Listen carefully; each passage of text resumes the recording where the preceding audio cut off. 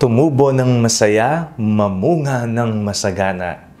Ako po si Father Fiel Pareha at ito po ang ating segment, ang Daily Devotion, na kung saan tayo po ay magdarasal, magbabasa at magninilay kasama ng salita ng Diyos sa buong taon. Manalangin tayo. Sa ngalan ng Ama, ng Anak at ng Espiritu Santo. Amen. Halina, banal na Espiritu, liwanagan mo ang aming puso at isip nang maunawaan at may sa buhay namin ang iyong salita. Amen. Our Bible passage for today is from the Gospel of St. Mark chapter 4, verses 1 to 9, and I read it for you. Again, he began to teach beside the lake. Such a very large crowd gathered around him that he got into a boat on the lake and sat there, while the whole crowd was beside the lake on the land. He began to teach them many things in parables, and in his teaching he said to them, "Listen, a sower went out to sow, and as he sowed, some seed fell on the path, and the birds came and ate it up.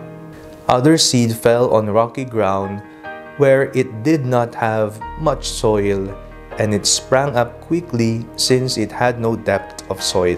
And when the sun rose, it was scorched, and since it had no root, it withered away.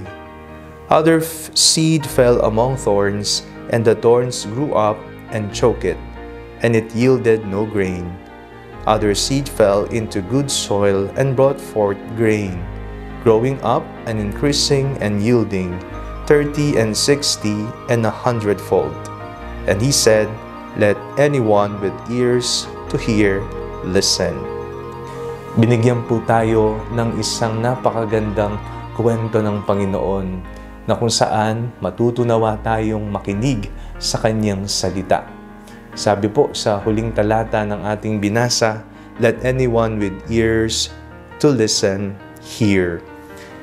Nakikinig po ba talaga tayo sa salita ng Diyos? O napakinggan nga natin ito, pero hindi naman ito tumutubo sa ating mga puso. Ang salita ay maaaring tulad sa isang binhi. Ngunit ang ating bang mga puso ay mga matatabang lupa na maaring doon ito tumubo ng masaya at maligaya. O ang ating bang mga puso ay mabato? Ang ating bang mga puso ay matinik? Ang ating bang mga puso ay sementado, kulang sa lupa, kaya hindi makatubo ng maayos ang binhi, ang salita ng Diyos. Tingnan po natin ang ating mga puso.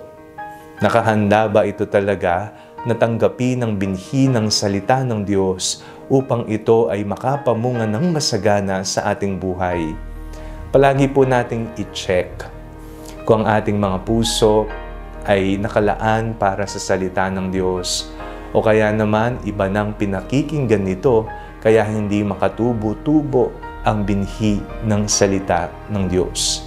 Matutong makinig ng maayos, makinig hindi lamang gamit ang ating mga tenga, kung hindi maging tenga ng ating mga puso, upang tayo ay makapamunga ng marami, ng masagana. Manalangin tayo. Panginoong Jesucristo, nawa maging isang matabang punlaan ng aming mga puso upang ang binhi ng salita ay tumubo ng masaya at masagana. Amen. Sa ngalan ng Ama, ng Anak at ng Espiritu Santo. Amen.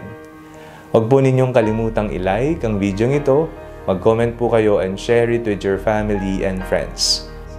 Ang Panalangin Bago Matulog ay may sariling Facebook page na po. Huwag niyo pong kakalimutang mag-like at mag-follow dito, and do not forget to subscribe to our YouTube channel. I-click niyo lang po ang link na nasa description ng video ito, o kaya naman po just search Father Fiel Pareha.